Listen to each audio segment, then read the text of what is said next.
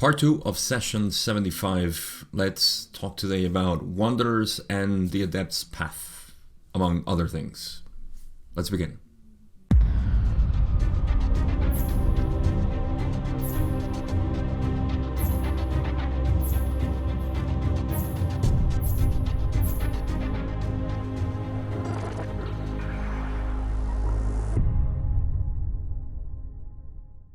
In the first part of this session, we talked about psychic greeting or psychic attack, and extensively. The whole video was about that.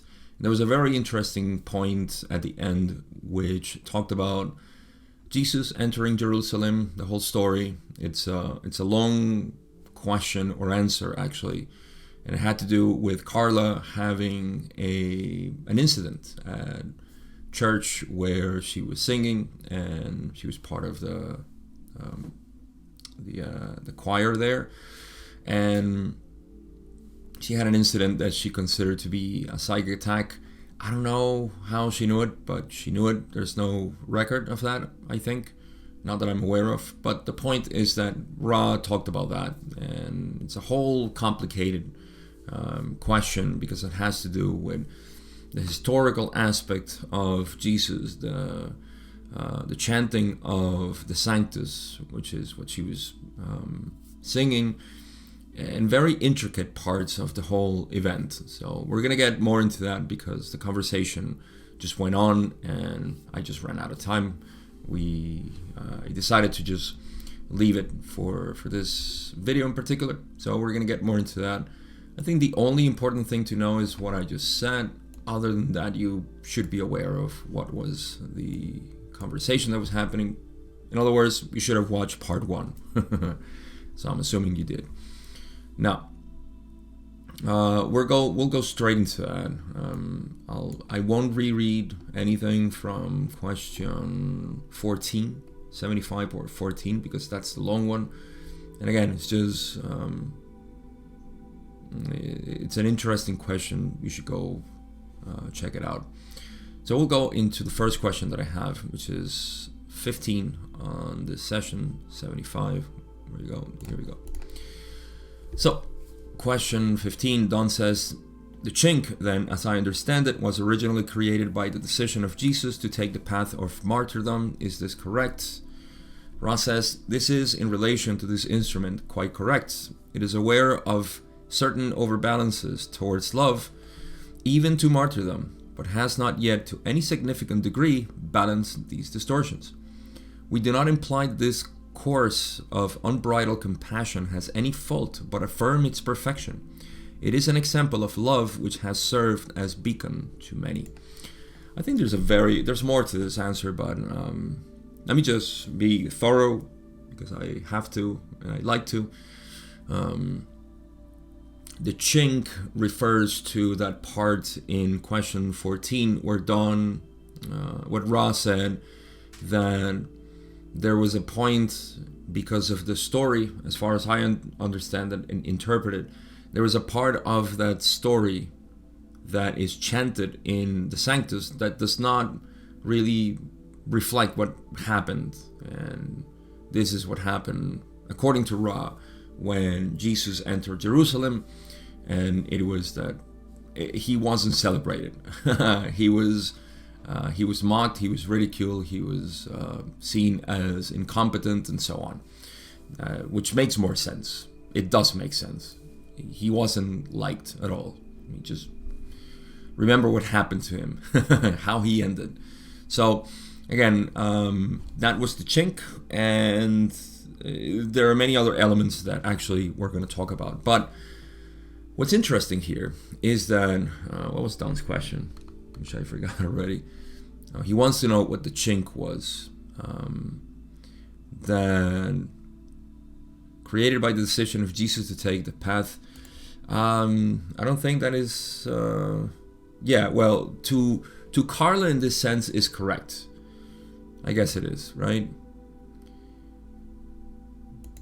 Yes, for Carla. It's not that because Jesus created this or made this path, now there is a chink for everybody, anybody who follows Jesus' teachings and so on. There's a chink in that. no, for Carla is particularly true. Now, why is that? Because Carla has this abundance of compassion, of love, and the martyrdom syndrome, which in our terms, and this is why we have to. I try my best to be as specific with language, because martyrdom syndrome sounds like, oh, she's got to heal something, right? And so Ra is giving the full view here, which I agree with. I wholeheartedly agree with, which is that it's not a syndrome, as we in our language call it, like, oh, it's a disease. She should be seen by somebody, by the metaphysician, and get herself fixed. So we see that, it's like, oh, I have this, I have a very masculine energy, so that means that I'm imbalanced. That's not true. Not to the degree that I understand it. Only if you feel that that's affecting you, then, hey, guess what? Maybe you need to balance yourself. You only need to balance yourself as long as you believe that there is an imbalance, right? If you're not aware of it, then you're not aware of it. But once you become aware of it, then yes. So it's very subtle here. And I don't want to get into that, because that to me is the downfall. That's not the right word, but the pitfalls of metaphysics. We started thinking that I need to fix myself, which I won't get into. Now, Carla is aware of certain overbalances towards love, even to martyrdom, but has not yet to any significant degree balanced these distortions. Now, wait a minute, Gabe. You just said that we don't need balances. You see, she has not yet to any significant degree balanced these distortions.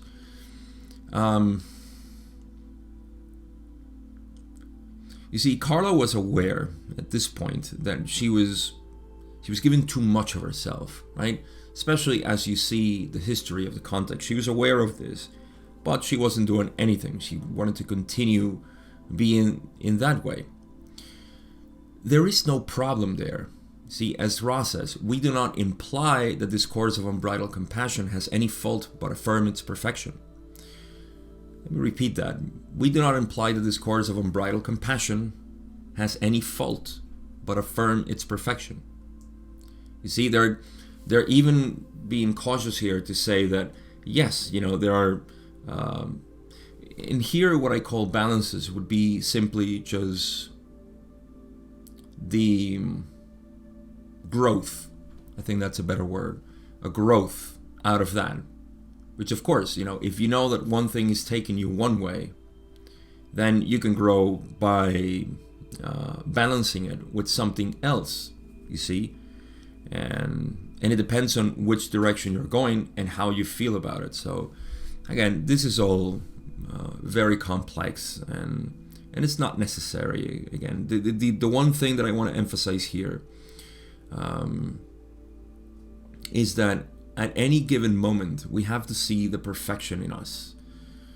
And this is something that gets nurtured over time by your capacity to see yourself as the creator, or see yourself as unity. Meaning that if you look at the unique qualities that make you, you will start to see imperfections, because looking at them with your mind, you're going to be seeing, oh, in comparison to this, I am this or I am that. You start developing this sort of persona. The ego starts to feed from this. Whereas if you see yourself as simply an expression of infinity, let me put it that way, then it's all good, because you are not that. You are presencing a manifestation of yourself.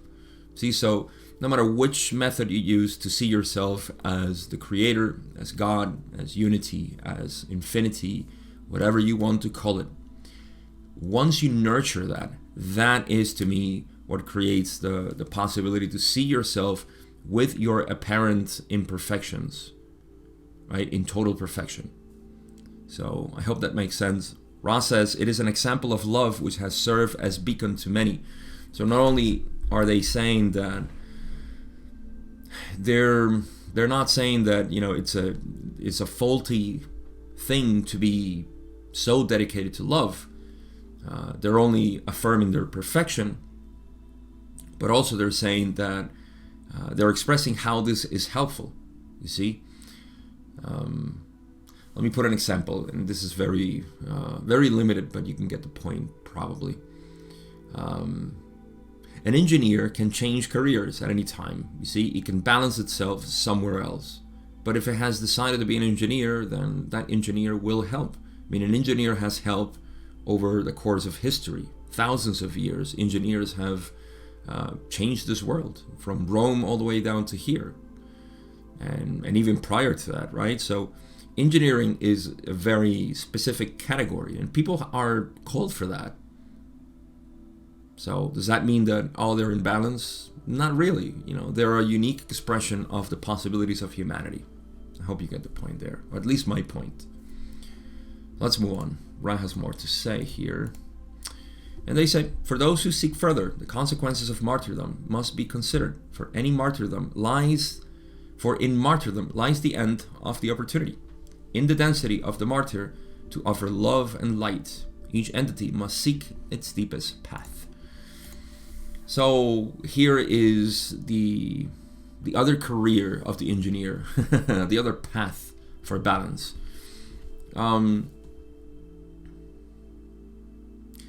This is so beautiful because you can see that no matter who you see, they're playing a part of that unique expression of this logoic system. If you want to even go to the regional management of the galaxy, which is the sun, right?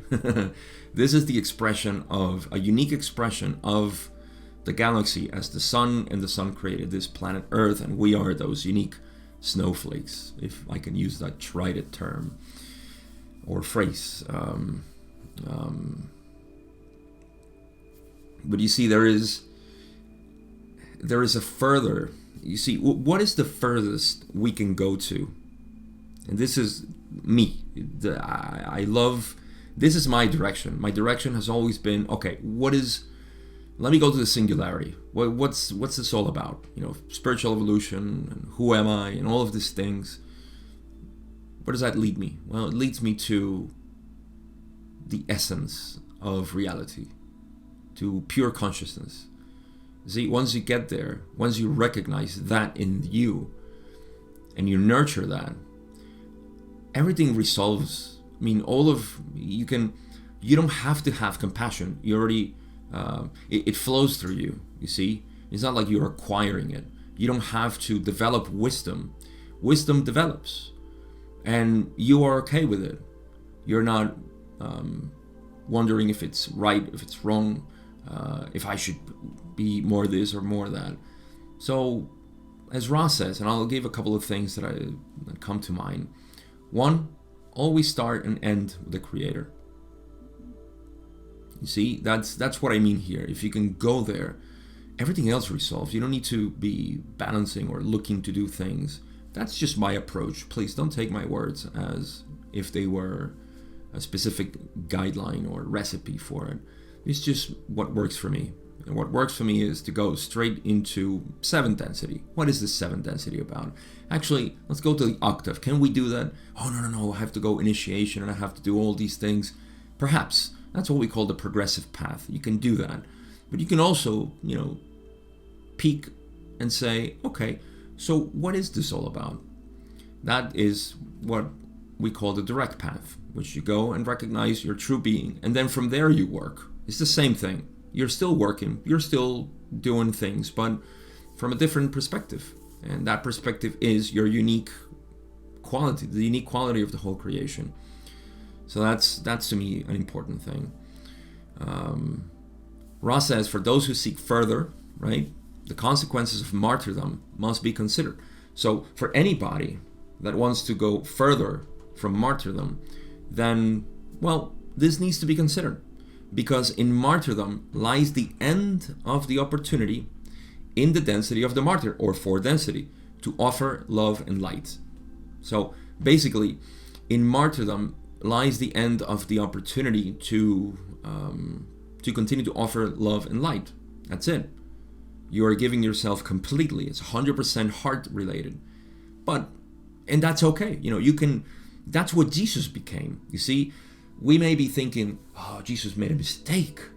Oh, he completely forgot about wisdom. Jesus didn't exist as a separate entity. Jesus is an expression of pure love. Just like your thought, when you have a thought, and that thought is a pure expression of, desire, love, whatever it is. That is a pure expression. It doesn't live independent from you. It simply is an expression. So in the whole creation, locally here, Jesus manifested as that 100%. But you see, that's it. That is the end of the opportunity in the density of the fourth density. The density of the martyr is fourth density, to offer love and light, period. Each entity must seek its deepest path. Which is it? If it's just being super loving, then that's you. You represent that unique combination of love and wisdom. If it's pure wisdom, then it's pure wisdom.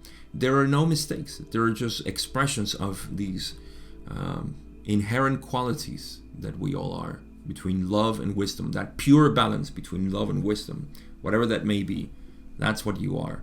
And all you need to do is discover it, or just let it be. We'll get to that here. Believe it or not, right? It's awesome. The raw material is awesome. All right, let's move on. Question 16, Don says, let me see if I understand, then, how the Orion group finds a chink in this distortion. The entity identifying or having a distortion of any amount toward martyrdom is then opened by its free will to the aid of the Orion group to make it a martyr. Am I correct? Ra says, you are correct only in the quite specialized position in which the instrument finds itself. That is, of being involved and dedicated to work which is magical or extremely polarized in nature. This group entered this work with polarity but virtual innocence as to the magical nature of this polarity it is beginning to discover. So I'll explain that better. I think I read it all truncated.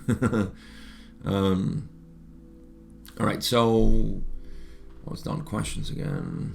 The entity identifying, this would be the Orion group entity, identifying or having a distortion of any amount toward martyrdom.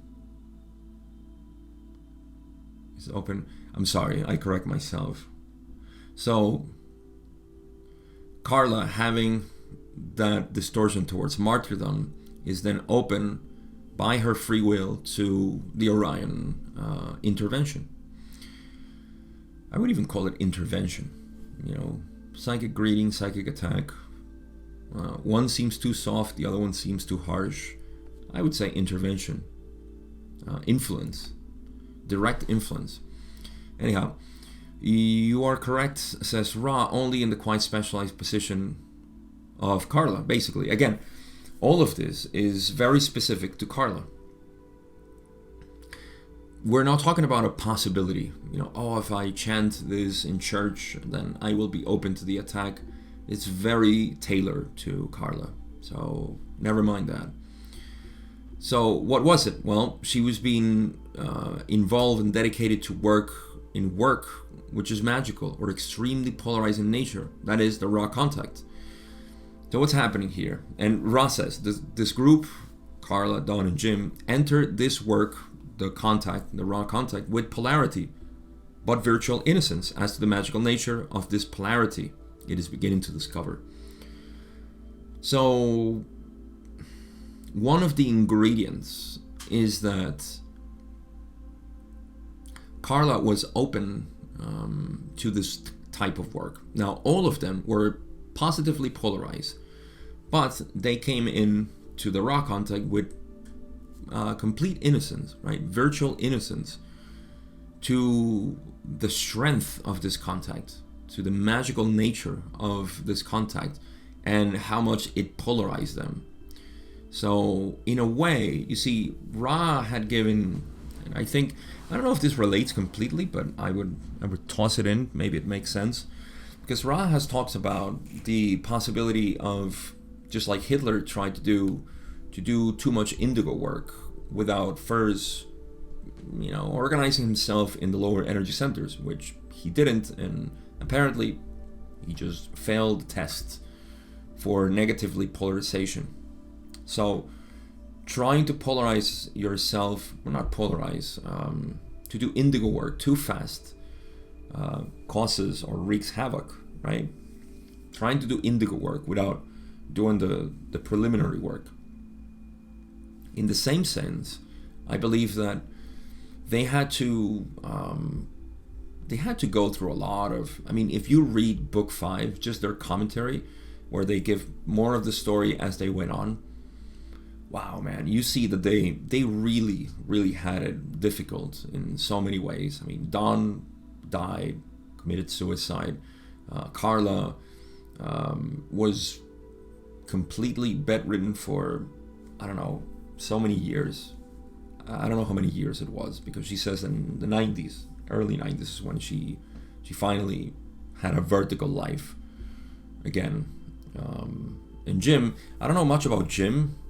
I think Jim had it the easiest of the three of them. But if you also see Jim's attitude, you see that Jim was very balanced. To me, he has, he's had his imbalances as he comments on the book. But yeah, there's a lot of that. There's a lot of things that he had to work, but towards anger. He had a lot of issues with anger, but in any case, I'm not here to evaluate them, but just to say that that's what Ra is saying, that one of the ingredients for this was that Carla was very involved and dedicated on this work, which is a very high magical nature, which is the channeling of the Ra contact.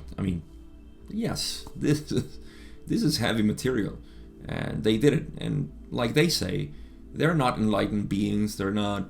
They were just seekers, people like me and you who were very interested in these type of topics, and they had to deal with a lot. So again, that's the sort of sacrifice and martyrdom that she represented. Don's sacrifice and Jim's involvement. So, all right, let's move on. Question 17, Don says, how was the Orion entity able to act through this linkage of the Hosanna? Was this simply because of the mental distortion of the instrument at this period of time? Because of that suggested by the music? Or was it a more physical or more metaphysical link from the time of Christ? So here we get, I think, the recipe of what happened. And Ra says, firstly, the latter supposition is false. This entity is not linked with the entity Jehoshua. Secondly, there is a most unique circumstance. There is an entity which has attracted the attention of an Orion light being. This is extremely rare.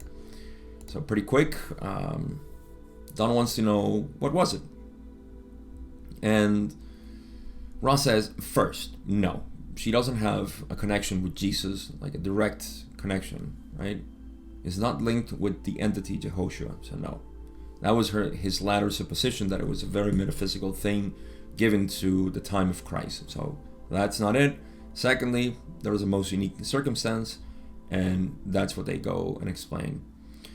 That is, there is an entity which has attracted, that Carla has attracted the attention of an Orion light being. Or to me, Orion light being is Orion 5th density being. Light is 5th density. This is extremely rare to attract people, entity like this. An entity of this power, and is commensurate with, of course, the work they were doing, which was of 6th density. So the closest was 5th density negative, apparently. So Ra says, this entity has an intense devotion to the teachings and example of the one it calls Jesus, that would be Carla. This entity then vibrates in song a most demanding version called the Mass in B minor by Bach of this exemplary votive complex of sound vibrations, or music. The entity is consciously identifying with each part of this mass. Only thusly was the chink made available. Again, this is just my interpretation. I think that was just the moment where Carla definitely felt there's something so specific here, which is the workings of the mind, right? I can say Carla had these thoughts, or she was this way, and that doesn't explain what was going through her mind. So you have to have a little bit of an imagination here to get the ingredients, which we'll talk about completely in a bit. But Carla's dedication, how she was open already for this type of work. She wasn't doing it in mass, but she was already engaged in this type of contact. This was session 75, 1981 still. So they were still going really hard with the raw material. She has martyrdom syndrome, which is just my way of calling it. I should probably look for a better word. But she was a martyr. She had that martyrdom tendency, right? Then she's chanting this specific part where Jesus actually became a martyr. But she has the wrong version where he was, worshipped by the people there. And he wasn't. So that is the chink. And that's where, at that point, she's open. I suppose it's just my naive interpretation, but she's chanting with all her heart, having all these ingredients in herself, and thus she's open to the attack, obviously. And Ra finishes this saying, as you can see, it is not an ordinary occurrence and would not have happened had any ingredient been left out. What are the ingredients? Exhaustion, bias and belief complexes, attention from an Orion entity, and the metaphysical nature of that particular set of words. So, here are the ingredients. First of all, it would not have happened if one of the ingredients was not in. Now look at all the ingredients. First, exhaustion, which we know already. Carla was always physically depleted. Then there is the bias in belief complexes, which is to me the martyrdom tendencies. Attention from an Orion entity, which again, an Orion entity of fifth density, not everybody attracts, because again, to me this has to do with the balance of the type of work that you're doing. If you are working on yourself, you will attract all those little things that are parallel to you, which they don't necessarily need to be higher density. They could be, astral in nature, which is third density here. And it's not so difficult. It really depends on your makeup, but just to give you an example, most of us are just, in my view, working with very easy things to deal with. I'll give you a parallel. Meditation, by being sober, sober meditation is not the same as some sort of trance-induced meditation. It's very different. You see, you're dealing with more slower, more gentle, soft type of situations here, which is your current mind. And it's slow. It really is slow. Whereas if you work in a induced trance state, whether it be psychedelics, breathing techniques, or whatever it is, you always feel that it's very intense and very fast, and you have no idea what happened. So you see, there is a difference. This is just an example. It's a very simple example of what I'm trying to get at with the type of catalyst that Carla was dealing with by doing the raw contact.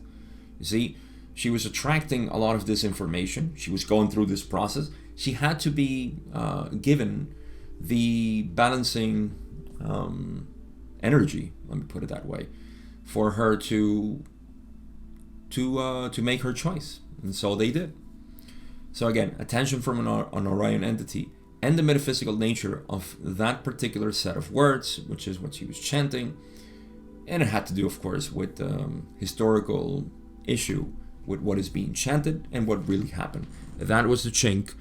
Everything else was just the preparation for Carla to be in that situation so she could be greeted by the Orion entity. That's my take. Let's move on. Question 19, Don says, what was the Orion entity's objective with respect to the entity you spoke of who, in a demanding manner, sings the Mass? Now here comes a sort of misinterpretation, as we'll see. So Ra says the Orion entity wishes to remove the instrument.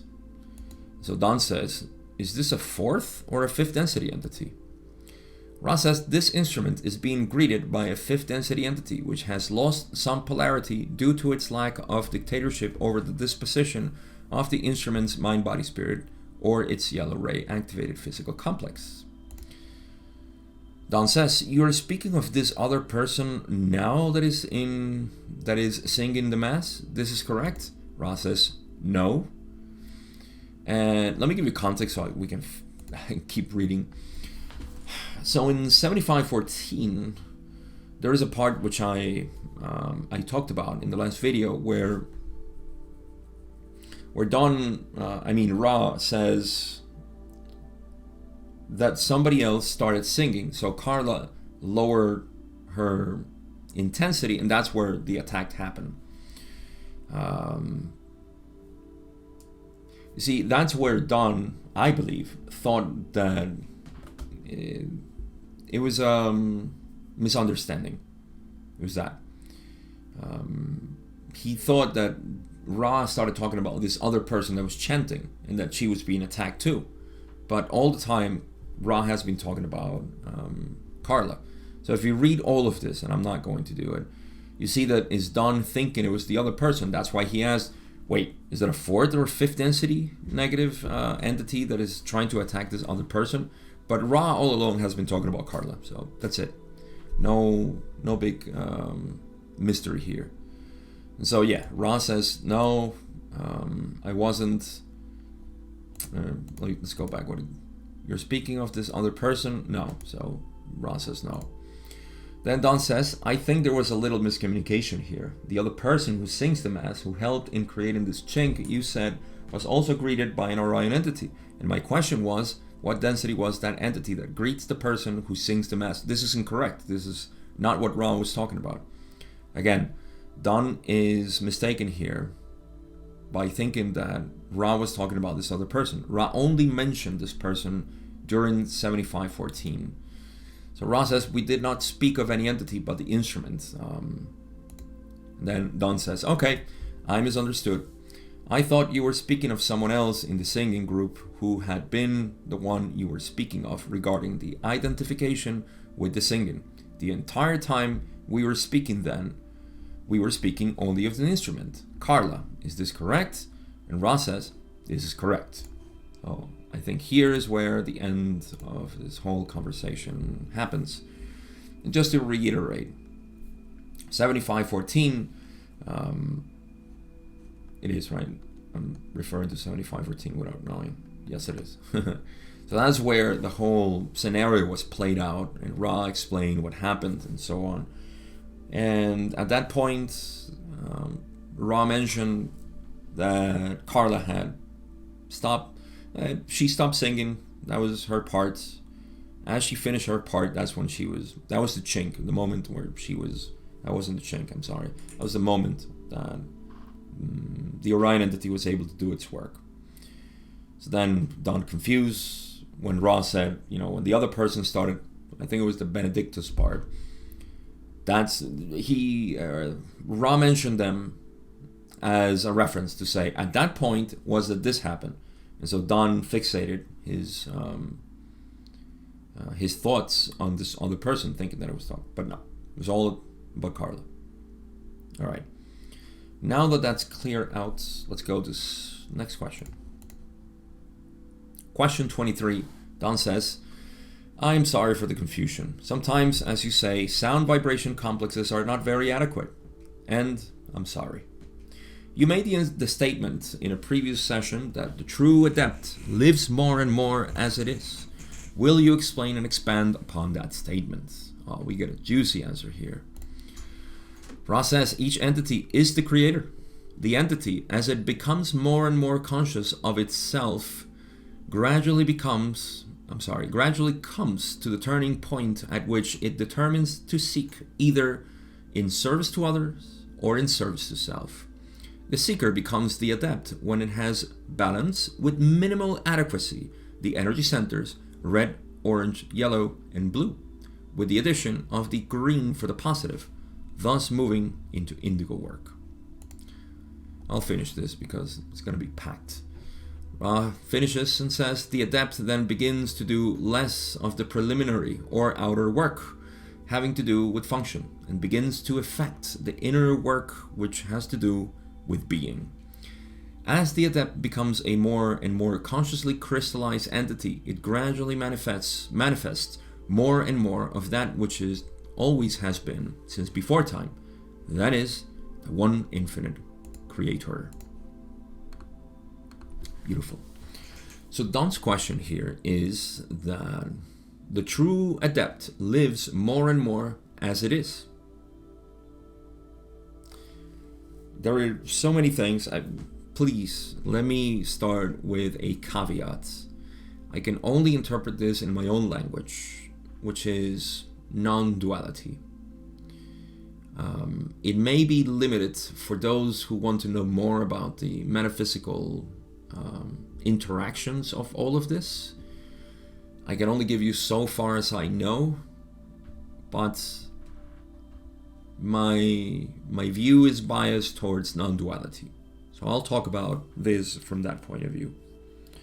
Non-duality being, of course, the understanding that there is no separation, that there is only unity. And so from there is that I can talk because that's my experience. That's how I live. That's my resolution, or has been my resolution of seeking. Okay? So that is just the question itself already has a lot in it, right? Which is, it's not even the question, it's the statement that Ra made when they said, the true adept lives more and more as it is. You know, when we talk about accepting everything, being in full acceptance and understanding that you have no control, allowing, to flow, all these things refer to the same recognition, and that's the word. When you recognize that what you truly are is this pure consciousness, and that is that what's happening around, or from it's not even the point of view, but yes, you being pure consciousness, you perceive the senses. You see, mind and body are collapsed into consciousness.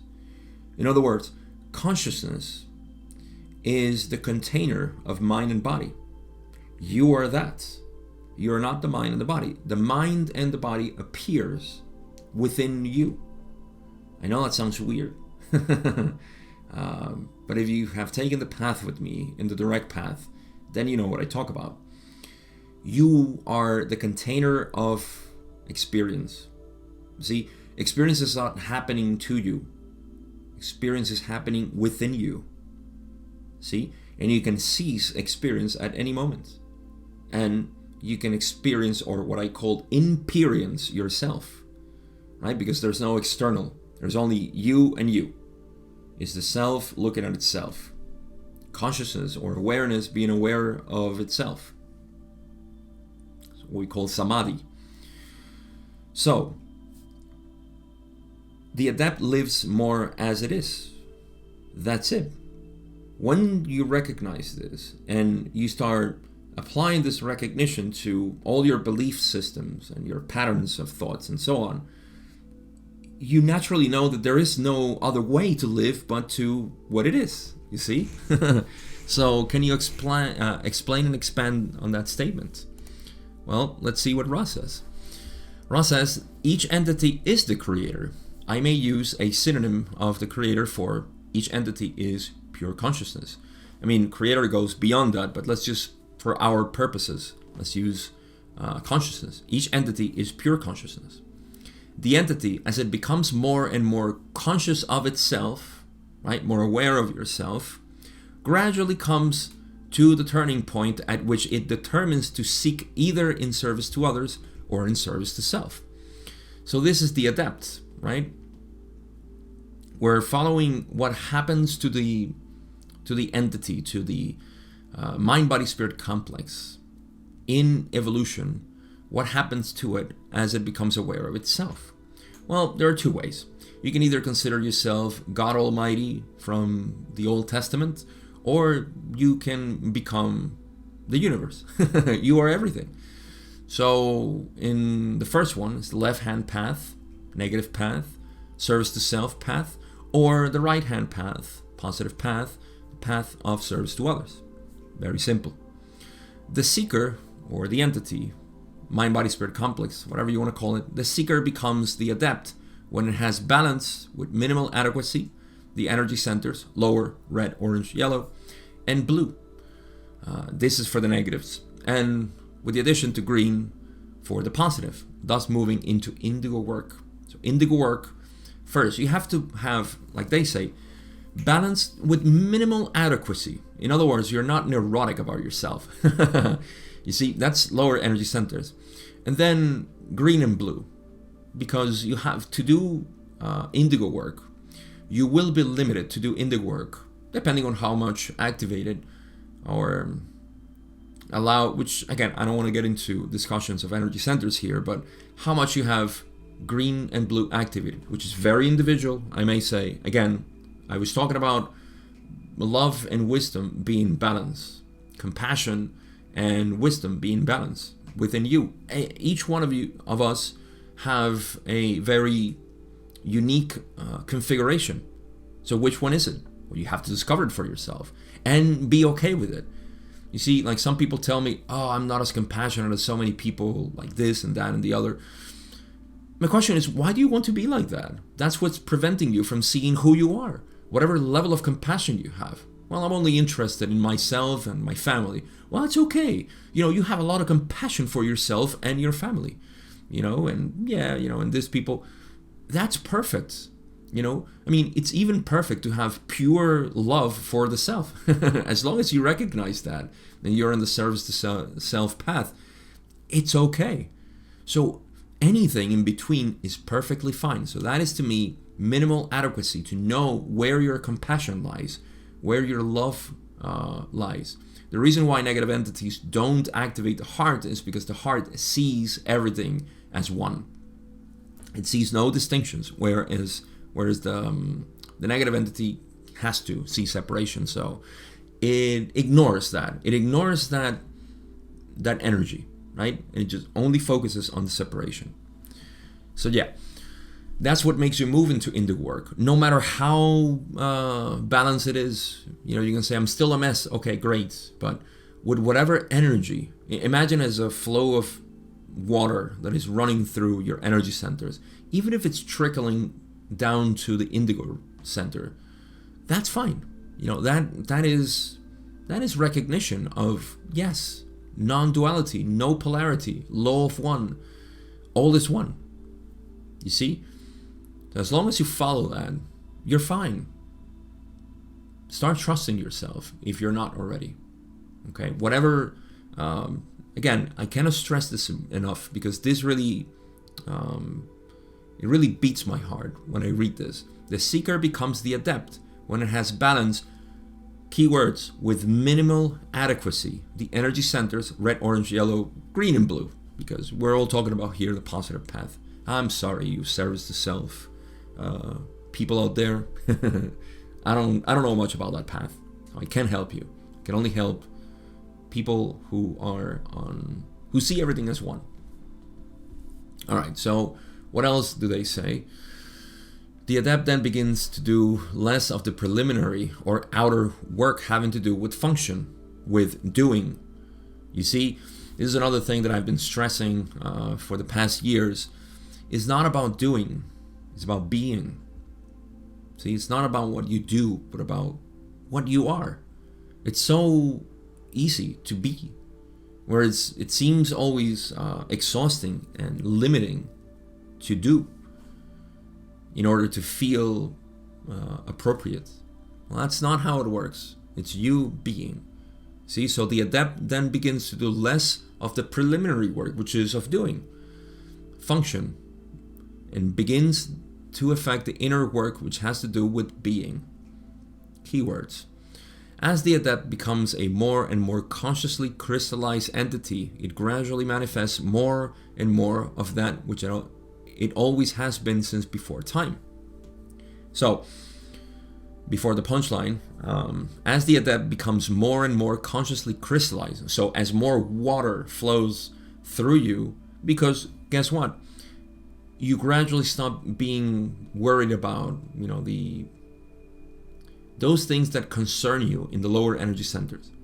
And you begin to recognize that love that you have and that wisdom that comes through you, which again, it's your own love and wisdom. It doesn't have to be, wisdom is intellect and eloquency and all of these things. No, it has nothing to do with that. Some of the greatest sages had very little vocabulary, if vocabulary at all. So you see, it's not about wisdom, it's just how you perceive reality. Remember, wisdom, true wisdom, is love in manifestation. That is true wisdom. And I mean expressed, love expressed, that is true wisdom. That's why Ra says that once somebody activates their heart's blue energy center is immediately activated too. It's only awaiting its potentiation, its crystallization. So the more work you put into expressing yourself, whichever that, it could be art, it could be anything, just talking, helping people, whatever it is, you have to find that is you. It's all within you. That's your own game. You play that game. Nobody can tell you how to play it.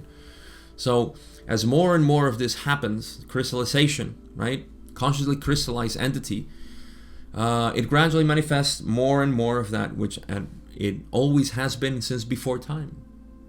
What is that? One infinite creator. Now I can tell you that one of the things that happen through this process, this is by experience, is that there is a sort of natural peace that flows through you. It's not even peace as related to conflict. It's just a sort of equanimity that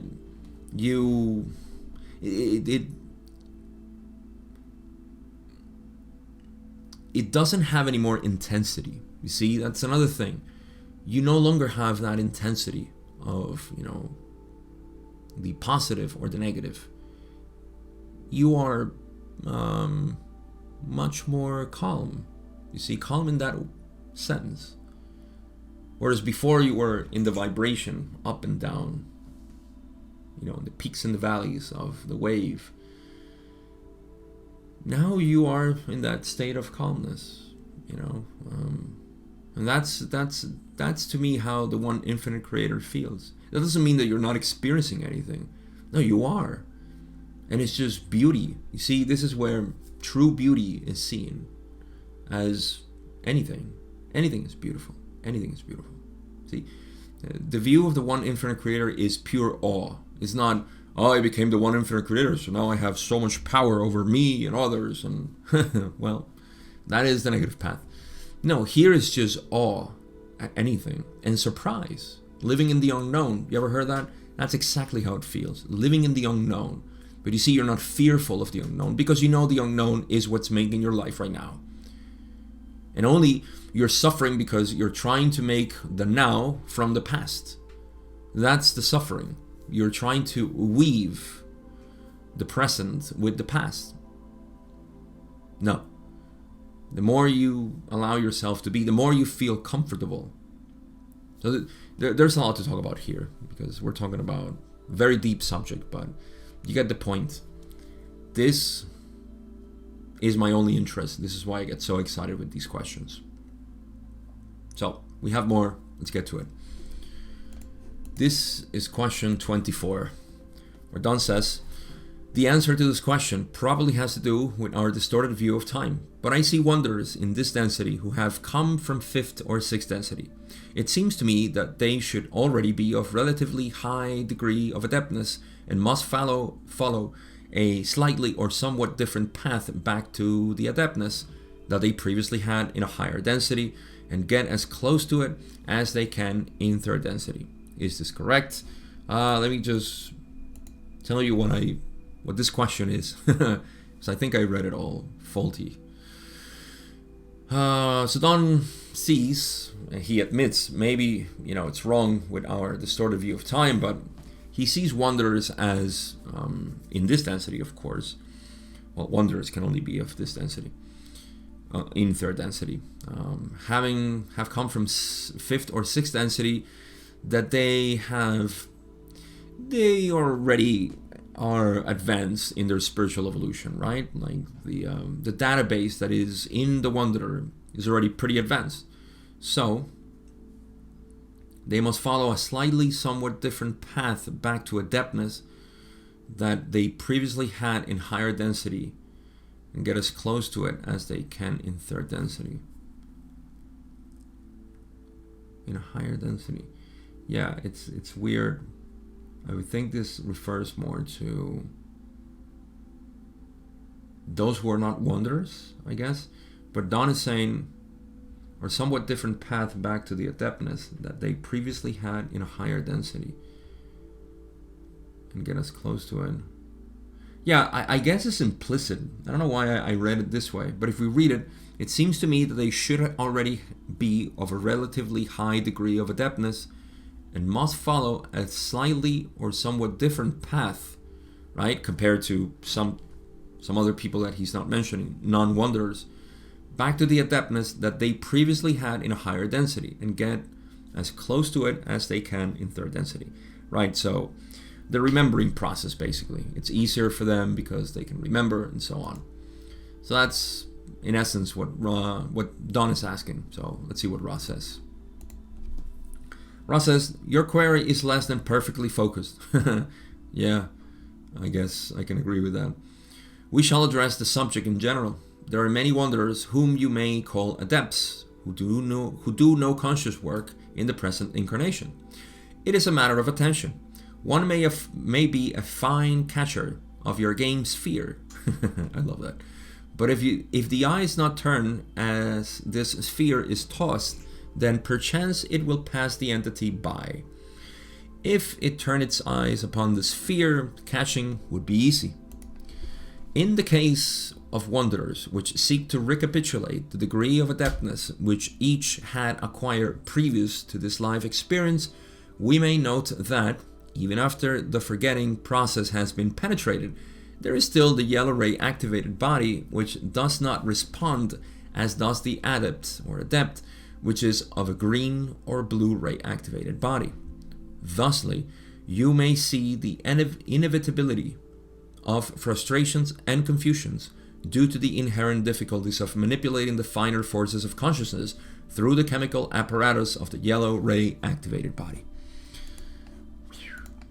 In moments like this is where I recognize that interpreting this material is a lot of fun. To me it is. In contrast, I can see the frustration of some people not being able to piece together what they're saying. But to me, it's a lot easier because I'm a nerd and I love this material. And still, this is not a complicated answer. Take that as a measure. Okay, so Ra agrees. I think Don's question is a little bit... I mean, I get the meaning. I think Don wanted to know if the wanderers have a slightly different path than non-wanderers when it comes to the path of the adept. And there is truth to this, of course, and Ra talks about it in a way that is very general, as they say, because they are referring to wanderers who there's a couple of qualities or points of interest here. One is that, all right, let's grab a bunch of wanderers, right? First, I think it is true. It is true that they have a different path. Obviously, remembering or knowing who you are, it's easy when you can remember. Shall I put it like that? So what happens? We'll grab a bunch of wanderers. Say we have 100 wanderers. Of those 100 wanderers, maybe 90, 80 are not even remotely interested in, let's call it spiritual evolution, right? In self-realization or anything of the kind. So for them, it's just meh. I don't care about that. They're the ones who the games fear. And like, it's sports, right? It could be any sport. It could be football. It could be, I guess, baseball. It's the one where you, or basketball, maybe, whatever. Throwing a ball. If the wanderer is not looking at the ball, it'll just pass. It'll just, whatever. Whereas those who are watching, then yes, it's easier to catch because, so yeah, if I throw the ball to somebody who knows how to catch, then they have that pattern already in them. They know how to catch the ball, right? Baseball player, for example, they'll do it easy. That's a wanderer if they're watching. So you can see the ball as life, or the one infinite creator wanting to know itself. But, you know, that ball, because of free will in the entity in third density, is just not interested. So all the balls, it's like synchronicity. Synchronicities are always happening. It's just that we weren't paying attention. But once you do, then yes, right? Catching would be easy, as Ra says. So that's the first part or quality of it. The second one is that they say, in the case of wanderers which seek to recapitulate the degree of adeptness which each had acquired previous to this life experience, which is just the patterns of self-realization, we may note that even after the forgetting process has been penetrated, so even those 10, 20 have penetrated the forgetting process, and they say, oh yes, you know, I'm definitely something more than this, right? They just penetrated the forgetting process. Now they need to really understand what's going on. There is still the yellow ray activated body, which does not respond as does the adept, which is of a green or blue activated body. So I guess there is the adept in yellow ray, then there is a green or blue activated body, which is, to me, they're not talking about a higher density. They're talking about third density, green, blue, adept, activated. So it's very different. You have to go through different processes of understanding your body. I think Ra talks about this in healing when they talk about mind, body, and spirit. And first is the mind. Mind and body are related, right? So you first have to go through the triad, the lower triad, red, orange, yellow, and that's your yellow ray activated body. You see, that's why Ra says you may see the inevitability of frustrations and confusions due to the inherent difficulties of manipulating the finer forces of consciousness through the chemical apparatus of the yellow ray activated body. They may even be talking about here the it's confusing, but it's through the chemical apparatus of a yellow ray activated body. Yeah, I don't see why would they mix adept of green and blue activated body, which to me an adept is of third density. But then they also talk about the chemical apparatus of the yellow ray activated body. I guess the body itself is, I mean, I'm not 100% here, so please take it with a grain of salt. But in my interpretation, this is the dealing with the body, the bodily needs, the body's wants, and understanding this body, which is different from the patterns that a wanderer may have from a higher density. This probably mixes well with the Ra calls it that the wanderers have usually a lot of allergies or allergic reactions because their incompatibility of their home vibration with this one, third density. So there may be a connection there. But in any case, we're talking about there are difficulties in third density that need to be resolved, and to me, that's that really is the feeling of separation. it's a very convincing reality that we live in, that it feels like we're separate. Our body feels, our mind is constantly unable to project its thoughts, especially communicate them. We all know how difficult it is, especially talking about these topics, how difficult it is to engage in a conversation with somebody and try to make sense of, of what you're saying. You see? So all of this is part of third density and the illusion of separation. All right. So 2 things again, just the you have to be paying attention, and 2, you have to go through the process of understanding this sensation, understanding this experience of apparent separation.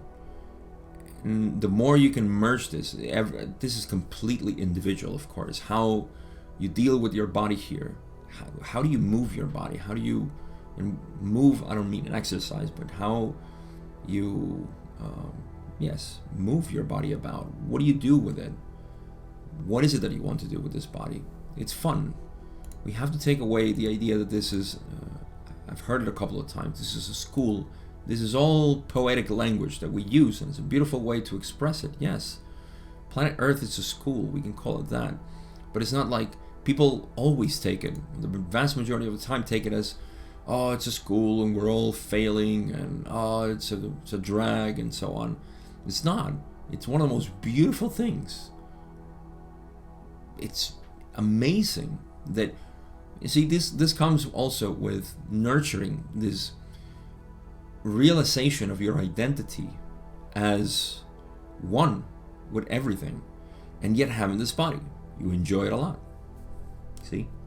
So anyhow, I want to move on. I want to get to a couple more questions before we finish.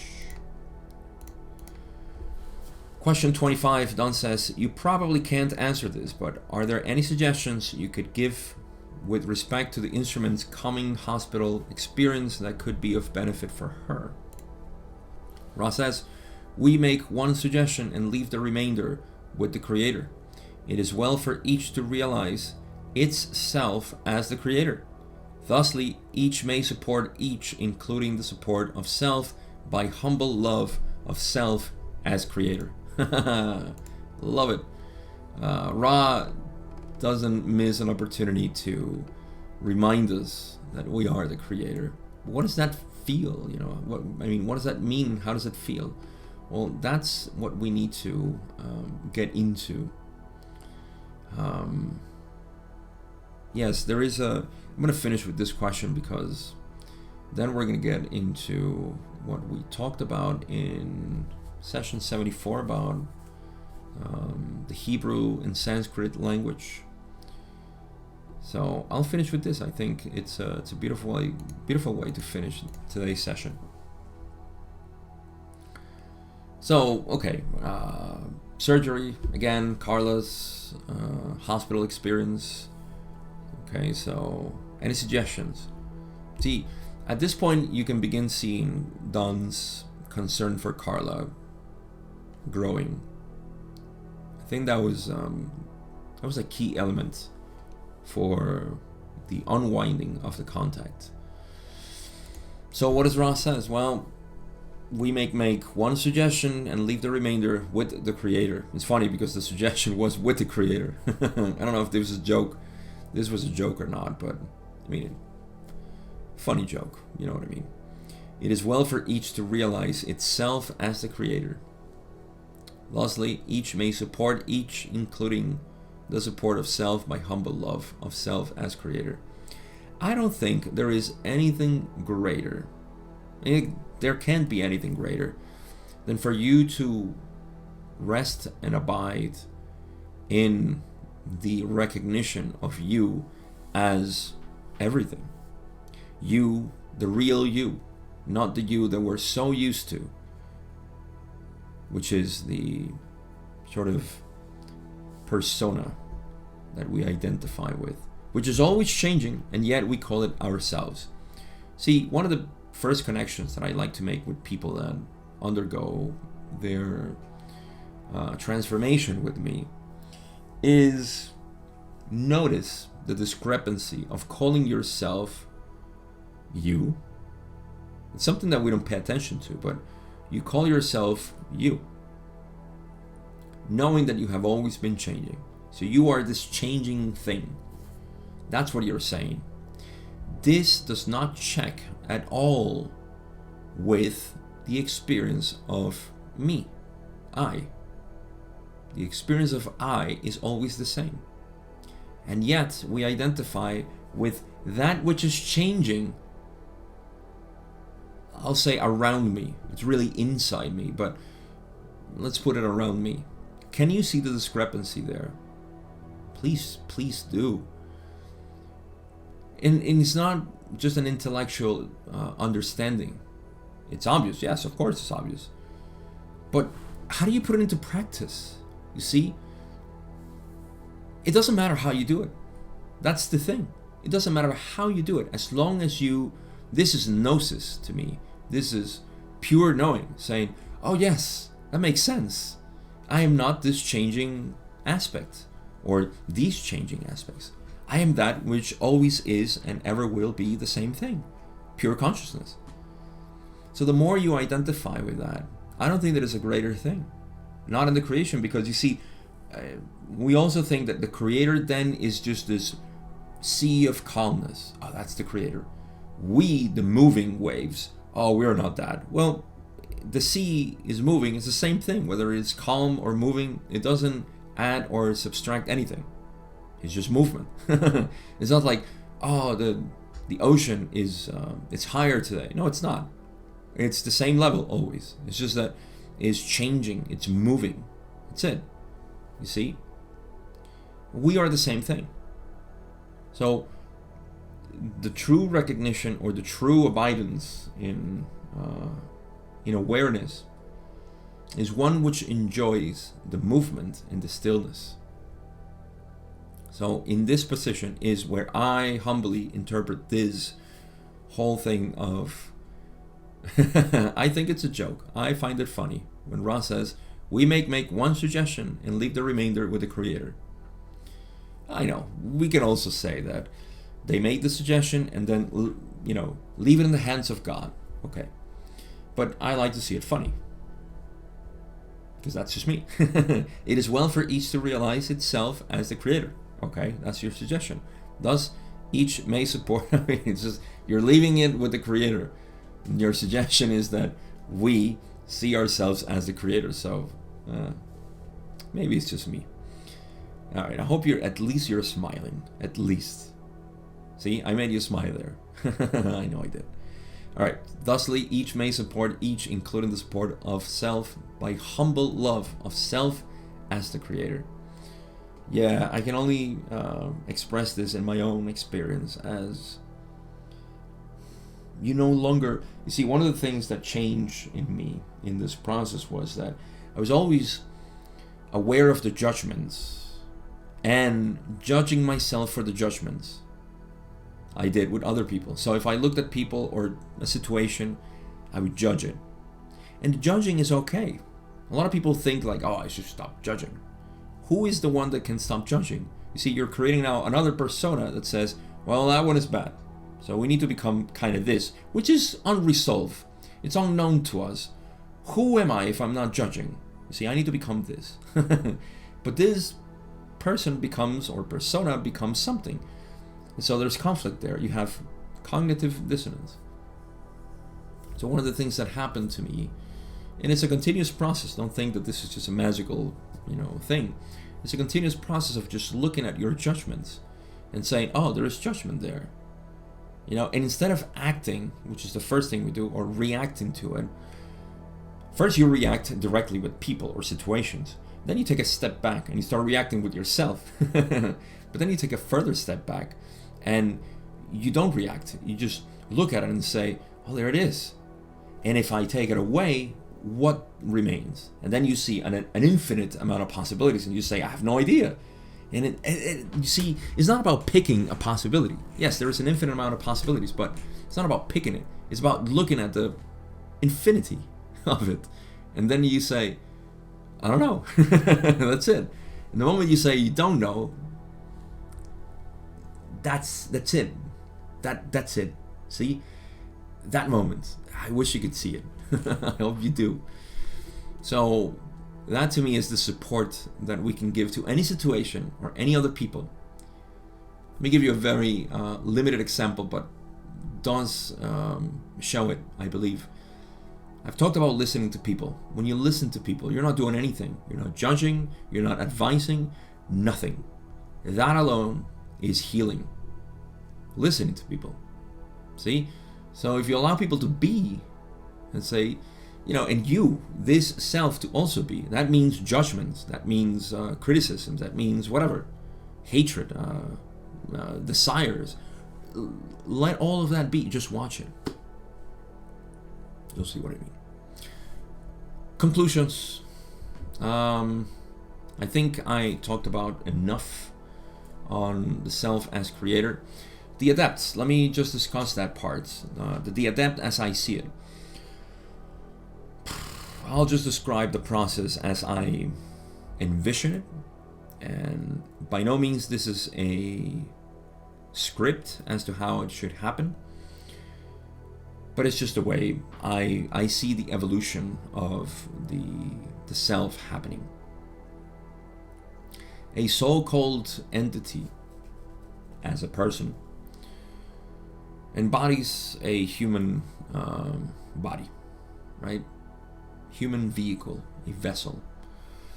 And by its own reflection says, I am this body and this mind. Through this reflection, it can either stay there for a while, exploring the sensation, the illusion of separation, until it finds that there's something else, and I cannot understand it.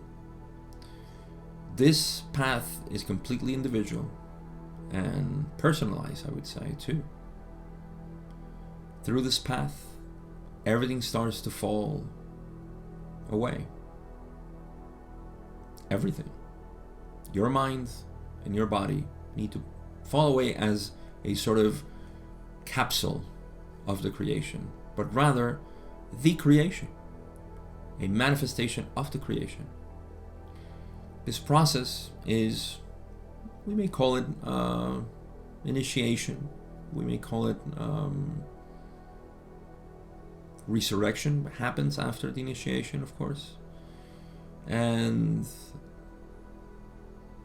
then you begin to see the world from the unique perspective of the Creator, which is, I am not this body and this mind, yet I am. And this that I am is, simply is. As Ra says, the adept becomes or starts to live more and more as it is. Simply as it is. Not just the world, but itself. Whatever it is, that's what it is. And so, that to me is the purpose of third density. There is nothing else to do that is not within this whole path, this whole line. Again, the vast majority of people are in the enjoyment, should I say, of the sensation of separation, the belief of the ego, of the separate self. And so, guess what? The Logos is having fun with the idea that it's I feel separate. There's a reason why third density exists. But the inevitable path leads to recognition of something beyond, whether that be in the positive or the negative. Something beyond that. That means that I am eternal. I am God.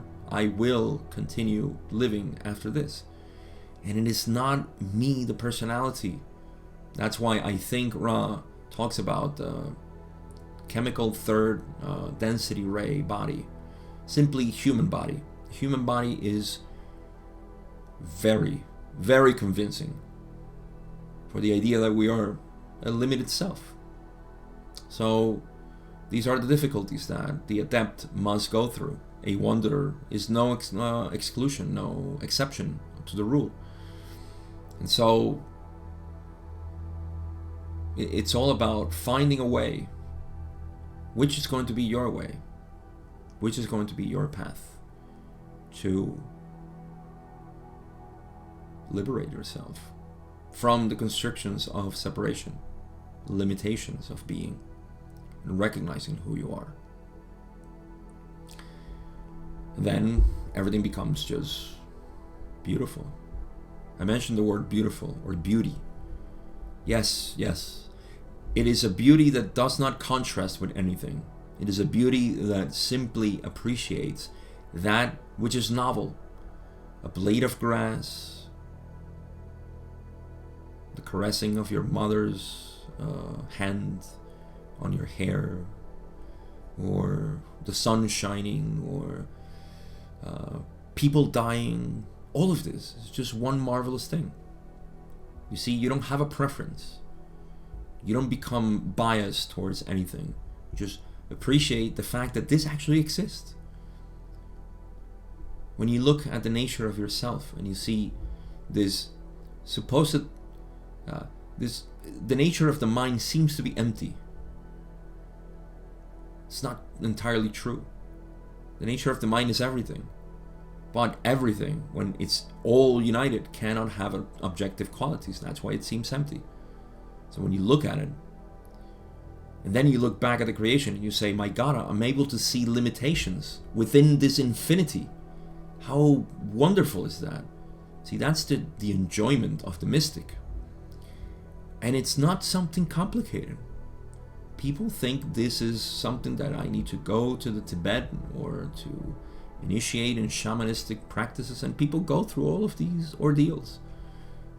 It's not necessary unless you say so. And yes, you will go through it, but it's not necessary. You can realize this right now from your home without doing any extravagant and bizarre practices. Just inquiring within yourself. This is the end of my expression today. Thank you again for being with me. We have 15 more questions. I think I'm 2/3 into my slides. I don't think we have very long questions, so we should be able to finish in the next session. And this session will be the last one of book 3. We're going to get into book 4. 2023 is going to be book 4. How crazy is that? It's been 3 years already since I started this. Almost, in April. But oh well, that's it for me today. Thank you again. I appreciate you for being here. I have nothing else to say, but take care. Have fun. Go and enjoy whatever it is that your life has right now. Just go and thoroughly enjoy it. And I'll see you in part 3 of session 75.